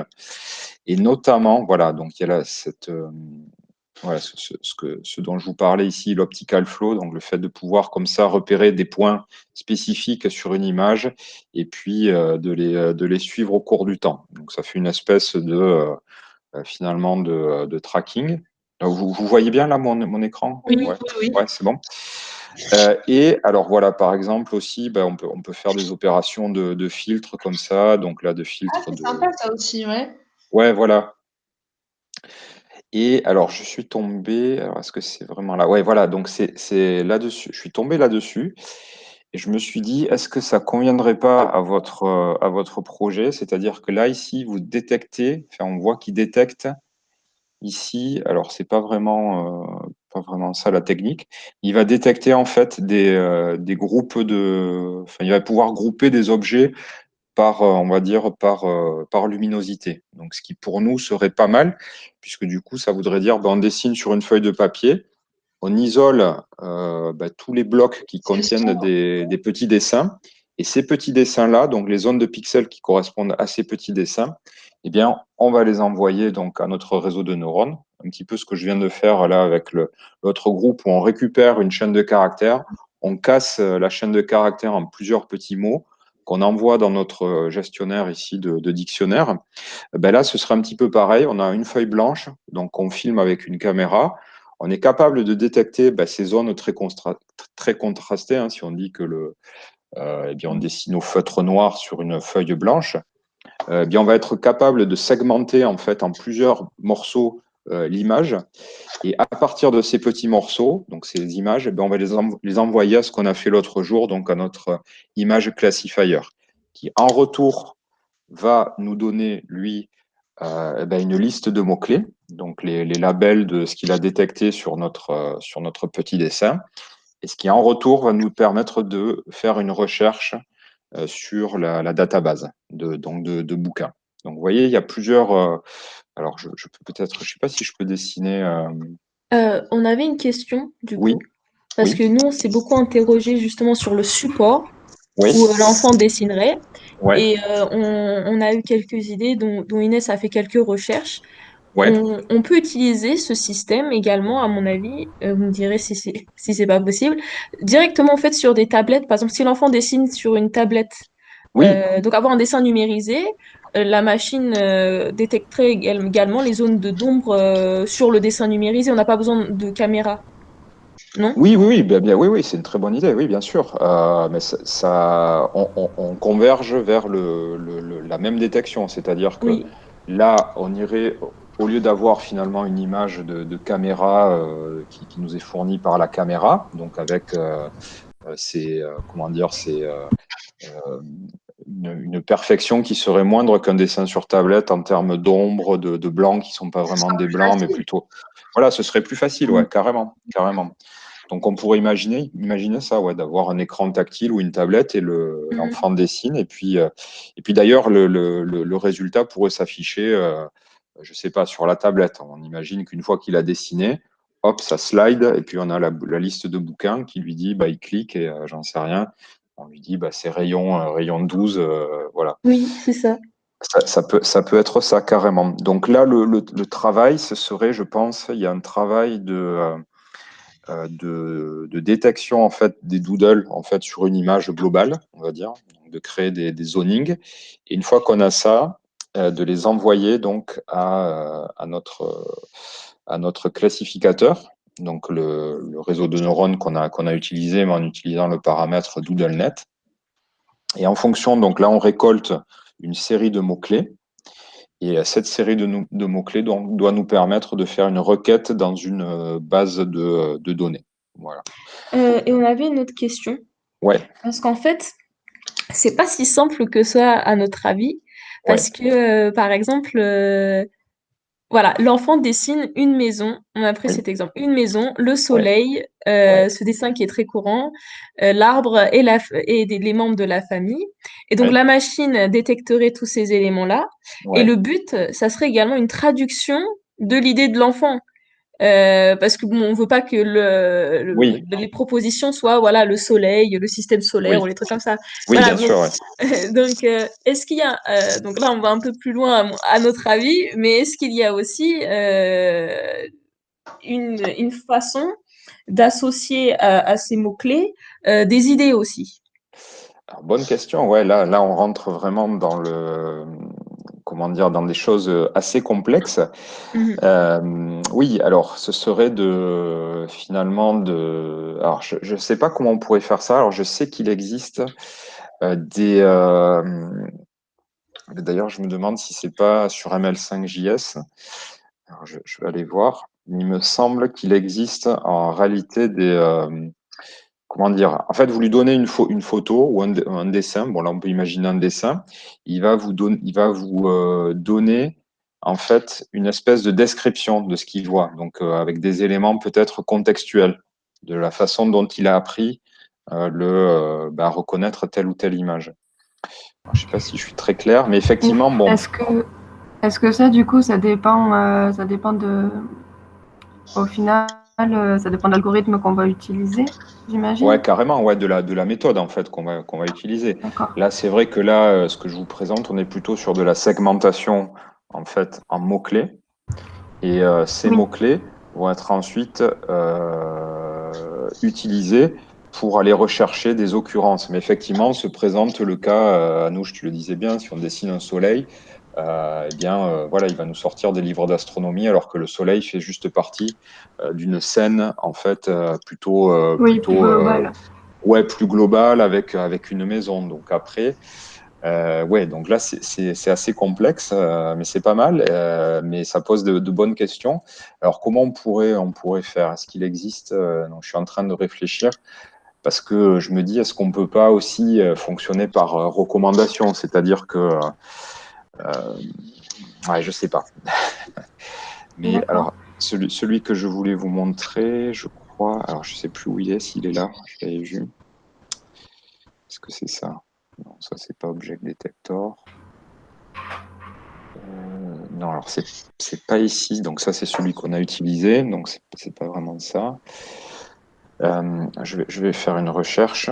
Machine learning, texte, description, photo, description.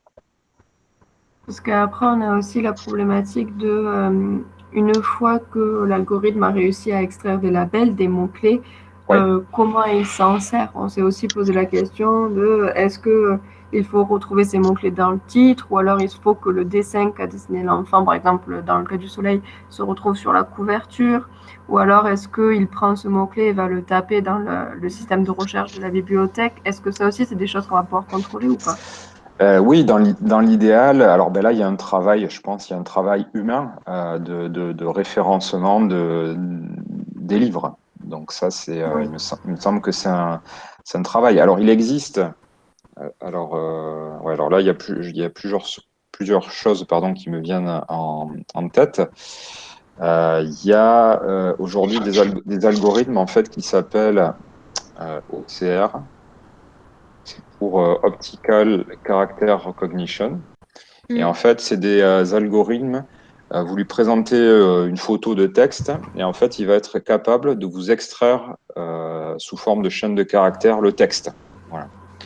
Donc là, pareil, on pourrait imaginer une sorte de pré-travail en fait de la part de la bibliothèque qui va en gros scanner peut-être les couvertures et les quatrièmes de couve pour récupérer un ensemble de mots-clés associés à ce bouquin. Voilà, ça pourrait être un travail qui est fait. Ou alors ce travail pourrait être humain, ce qu'ils font à la librairie Mola, vous avez certainement vu quand vous y allez, ils mettent toujours un petit avis avec des mots-clés, il me semble, un petit post-it sur les bouquins. Voilà. Donc on pourrait imaginer que ça pourrait être ça, mais de manière numérique. Donc on aurait dans une sorte de grand fichier Excel, donc c'est ce qu'on appelle des bases relationnelles type MySQL. Voilà. Donc, c'est des systèmes en fait qui vous permettent de définir, penser comme un gros fichier Excel, mais optimisé pour la recherche. Donc, c'est ce qui est utilisé en général sur les sites où vous pouvez faire, typiquement sur WordPress, où on peut faire de la recherche, taper un mot-clé, et puis en fonction des critères, il va, donc si vous tapez, si vous êtes plutôt pour une entrée catégorie ou une entrée mot-clé, eh bien, il va vous trouver donc les références de l'élément qui a été placé sous cette catégorie ou qui contient dans son texte ce mot-clé. Donc ça pourrait être une recherche comme ça, une fois qu'on a ces mots-clés. Mais effectivement, il y aurait cette question du contexte, c'est-à-dire comment finalement, à partir d'un ensemble de mots-clés, on arrive à décrire un contexte qui nous permet de trouver un bouquin. Alors, Oui. ça pourrait être par la combinaison de deux mots-clés, hein. C'est-à-dire que si on trouve, par exemple, maison et soleil, eh ben, on exclut quelque part les livres d'astronomie, à moins que ce soit des livres de science-fiction où des extraterrestres vivent sur des planètes et ont des habitations, tu vois. Mais ça pourrait être peut-être par cette combinaison où on dit qu'on fait une logique de « et », c'est pas une logique « ou ». C'est-à-dire qu'on va pas essayer de trouver une maison ou un soleil, mais c'est plutôt une maison Et un soleil. et un soleil. Donc c'est Oui, restreint. ça semble plus Voilà. logique du coup. Voilà, ça fait une espèce d'entonnoir et du coup, avec ce système-là, les livres où il y aurait soleil et planète, en fait, ils sont exclus parce que le nombre de critères est pas atteint. Tu vois, donc ça pourrait être. Après, on pourrait avoir affiné en disant, voilà, pour que le résultat matche bien, il faut que il y ait au moins 2 ou 3 critères qui matchent. Tu vois, sur la recherche en database. Donc ça peut être pas mal. Alors sur la partie, donc ça, je pense que ça peut être une bonne idée. Donc vous pouvez réfléchir sur ce dispositif, parce que vous, il y a un travail presque spatial de scénographie. Comment finalement vous imaginez le dispositif? Est-ce qu'il est, j'en sais rien, disposé dans le coin enfant, dans une bibliothèque? Est-ce qu'il serait dans un meuble? Alors, tiens, ce Est-ce sujet. qu'on peut imaginer par exemple une arcade à jeu comme les vieux Pac-Man ou les choses comme ça, ou Ouais, pourquoi pas, ouais. un atelier physique supervisé par quelqu'un, enfin voilà. Ouais, voilà, ouais, oui, voilà, ça peut Des faire partie solutions. aussi. Ouais, voilà, il peut y avoir aussi un atelier. Donc, je pense, là, je travaille à la Fabrique Paula, là, je suis avec Guillaume, et je sais pas pourquoi je pense à ça, mais il a fait des meubles pour enfants, justement, qui en fait sont des meubles un petit peu bureaux où les enfants peuvent dessiner dessus. Et je me dis, bon, Ah. parce que. Alors, je vais essayer de On vous peut pas retrouver. l'intégrer dedans, ouais. Ouais, je vais essayer de vous C'est retrouver ça. Alors, ergonomique, c'est ça? Parce que Guillaume, c'est pas juste un. Ah, pas ça. je pense pas que ça soit ça. Non, ouais. Non, c'est pas ça. Alors, je crois qu'il avait fait ça pour la Gaîté Lyrique à Paris. Parce que du coup, on avait une idée de, par exemple, comment ça s'appelle déjà? Le Wacom Bamboo. Oui, c'est C'est ça. quoi? Ouais, c'est ça. Voilà, où l'enfant dessine sur le papier et c'est traduit directement en dessin numérique, du coup. Ah, Et le d'accord. support, voilà, le support, par contre, c'est une petite tablette. Le Ouais. papier est sur cette tablette un peu, je sais pas, c'est composé de quoi, mais qui détecte les tracés. Pardon, tu parles de Et la Wacom ouais, Bamboo, du coup, j'ai ouais, c'est décroché une ça. seconde. Ok. Ouais, c'est C'est ça. marrant, là, La les petits. Wacom On peut Bamboo revoir Slate. les bureaux. C'est des animaux? Ouais, c'est en fait, ouais, c'est des animaux en fait. Et puis les gamins peuvent, voilà, il y a des stylos et puis ils peuvent C'est s'asseoir des là sur. pupitres géants, c'est ça? Ouais, c'est des pupitres. Je vous copie le lien. Ah, c'est chouette. Donc ça Et pourrait être, voilà, j'imaginais dans la tablette qui peut être insérée là et Mm. puis voilà, les enfants dessinent et puis hop, ils vont. Ah, c'est super chouette ça, dis donc. Ouais. Ouais, c'est assez beau, ouais, comme. Et alors je sais plus parce il m'en a reparlé où j'ai vu sur son Insta il y a pas longtemps. Voilà, il a reposté ça, donc ça me faisait penser à ça. d'accord. Donc c'est Wacom, c'est ça, Wacom Bamboo. Oui, c'est ça, Wacom Bamboo Slate, ça s'appelle. Ah, Et c'était intéressant comme support parce que le papier est toujours présent. d'accord, Bon, oui, en comparaison des autres tablettes graphiques qu'on a trouvé, parce qu'on a cherché un peu quel support on pourrait utiliser. oui, Et en fait, c'était soit on s'axe sur de la tablette numérique, carrément de l'iPad ou de la Surface Pro de Microsoft, des choses comme ça. Et ouais, du coup, on est sur de l'écran, soit on oui, est sur de la tablette graphique, mais s'il n'y a pas le retour écran, l'enfant ne voit pas ce qu'il dessine. Et en fait, la oui, Bamboo Slate permet à l'enfant de dessiner sur du papier. Bon, par contre, ouais, il n'a pas le choix du crayon. oui, Et après, ce dessin-là est instantanément numérisé et peut être envoyé sur notre application qui, du voilà, coup, peut analyser le fichier. C'est Exa- possible? exactement, oui, oui, tout à fait, ouais, ouais. Alors je sais pas exactement comment ça fonctionne, si on peut s'interfacer, mais je pense on peut faire Ça l'hypothèse. produit un dessin vectoriel. Si je D'accord, dis ben pas de parfait. bêtises. Ouais. Parfait. Ben, on peut partir de cette. Oui, vous pouvez intégrer. On peut intégrer cette hypothèse hein, à votre scénario. On peut partir de l'hypothèse que, eh bien, vous avez ce dispositif, on est capable d'intégrer donc l'image dans notre système et puis de le passer à travers notre série de filtres, quoi, qui va nous amener finalement à une série de mots-clés. Cette série de mots-clés, donc, on les combine avec l'opérateur logique, ce Oui. qu'on a dit, et. Et Mhm. Et à partir de là, eh bien, il nous sort une liste de bouquins. Donc, Alors voilà. concrètement, nous, pour notre démo, euh, on ne pourra pas l'essayer si on fait un dessin vectoriel, ça ne marchera pas. Nous, ça va démarrer à partir du moment où l'algorithme se lance. C'est ça? alors, ben, vous, pour votre prototype, alors comment on pourrait travailler sur le proto? Ben, moi, je pense que l'idée, ce serait que alors, je vais prendre une surface de dessin. Je crois que c'est ça. J'utilise ça. Je sais plus. Non, c'est pas ça. Je Mhm. vous ai montré l'autre jour. Oui, c'est ça. Enfin, une application Draw, application online. Ouais. Donc, c'est juste pour dessiner. Euh, Autodraw, voilà, j'utilisais ça. Ouais, voilà, Ah, j'utilisais ça l'autre jour. Ouais, donc on peut imaginer que dans notre sketch, donc le prototype, ce serait d'avoir une tablette, enfin un bambou, on va dire, une tablette Wacom. Donc là, on imagine, on est dans notre application. Hein, voilà, on est dans notre Oui. application. L'enfant va dessiner, voilà, ce qu'on disait tout à l'heure, donc un soleil, une maison. Non, j'allais écrire maison, donc une maison, voilà, comme ça, avec, avec les fenêtres, avec la porte, avec la cheminée qui fume. Donc ça, on pourrait imaginer que, ben voilà, en temps réel, il arrive à détecter. Donc ça pourrait être, hop. Après, il faut imaginer Il que isole. Mm. voilà, ça va isoler donc ces doodles, donc par le biais d'OpenCV ici, de ce que je vous ai montré tout à l'heure. Donc on va isoler vraiment les objets. Et ça, je pense que c'est facile si on considère que on dessine avec une couleur foncée sur une couleur claire.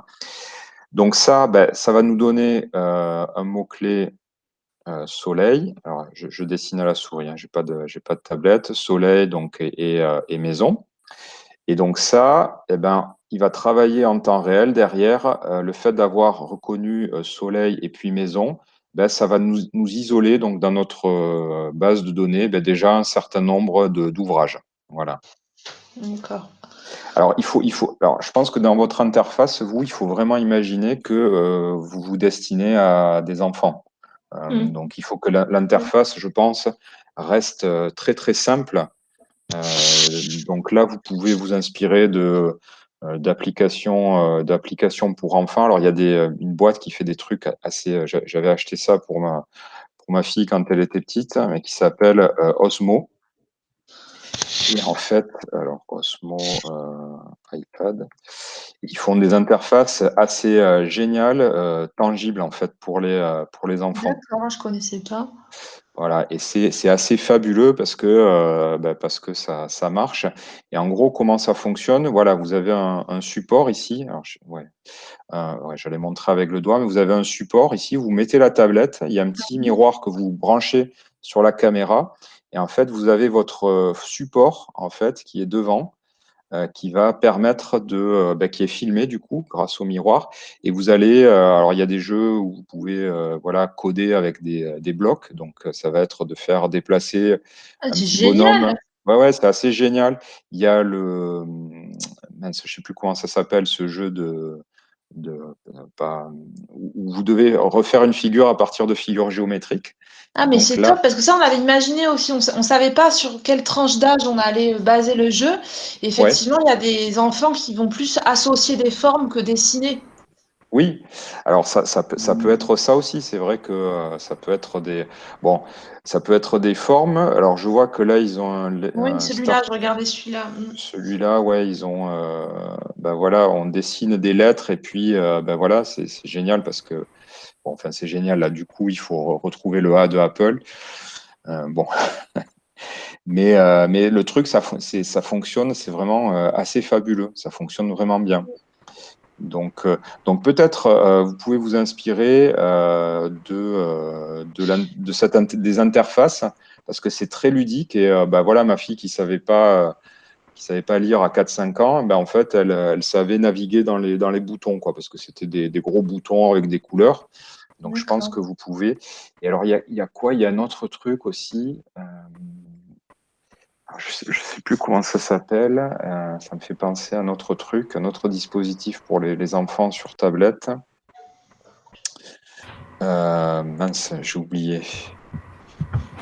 Ah non, mais c'est un autre dispositif que j'avais qui s'appelle Cubeto, mais c'est pas. Cubeto, c'est un petit robot pour les enfants, mais qui se programme en fait, voilà, avec un. Comment ça s'appelle, pardon? Ah, Cubeto, d'accord. Non, je connaissais Ouais, pas. Cubeto. En fait, il y a un tapis comme ça de jeu. Bon, ça n'a rien à voir, mais il y a un tapis de jeu.